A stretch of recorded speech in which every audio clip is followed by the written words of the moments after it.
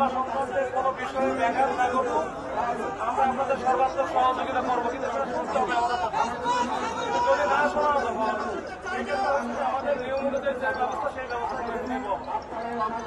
আজকে যে তোমরা যেখানে এই প্রেস ক্লাবের মতো জায়গায় এখানে আসছো, ঠিক আছে, এখানে আসলে আমার সমস্যা নাই। এর আগে তোমরা ছিল হচ্ছে শহীদ মিনারে, শহীদ মিনারে কিন্তু আমরা কোনো কিছু করেছি তোমাদের, কোনো কিছুই করে যাইও নাই। ঠিক আছে, তোমাদের আন্দোলন তোমরা করো, তোমাদের দাবি যদি যৌক্তিক হয়, সরকার আছে, রাষ্ট্র আছে, সংশ্লিষ্ট কর্তৃপক্ষ আছে, তারা এটা দেখে এটা তোমাদের কথা শুনবে, এই অনুযায়ী ব্যবস্থা নিবে। কিন্তু যখন তোমরা এসে রাস্তার উপরে দখল করবা, এটা তো ঠিক হবে না। এই রাস্তা তোমরা কেন দখল করবা? তোমার এইখানে জনদর্ভ করছে, এখানে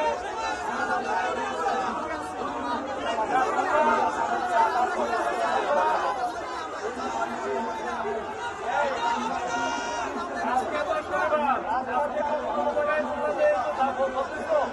কিন্তু দেখা করার সুযোগ না আসতে আসছে। কার সাথে দেখা করবো?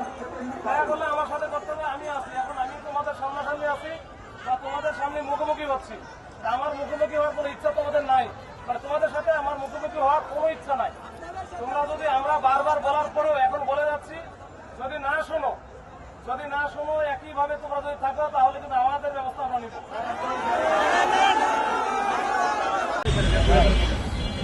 ওনারা সকাল থেকে ছিল কেন্দ্রীয় শহীদ মিনারে, ওখানে আমরা কিছুই বলি না, ওরা বলছে ঠিক আছে, ওরা ওদের দাবি দেওয়া আছে, চালা।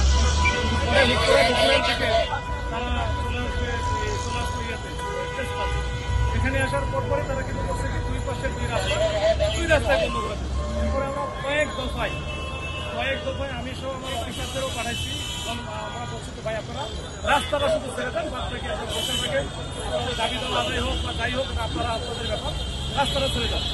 জনদুর্ভোগ হচ্ছে, রাস্তা ছাড়বে না।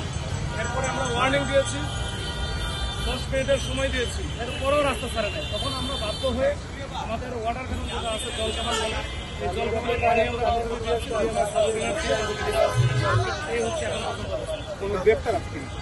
আমরা কয়েকজনকে উশৃঙ্খল তারা বেশি ছিল, তাদেরকে আমরা যারা কোনোভাবে যাচ্ছিল তাদের এখন পর্যন্ত আমাদের কাছে আছে। আমরা পরবর্তীতে যাচাই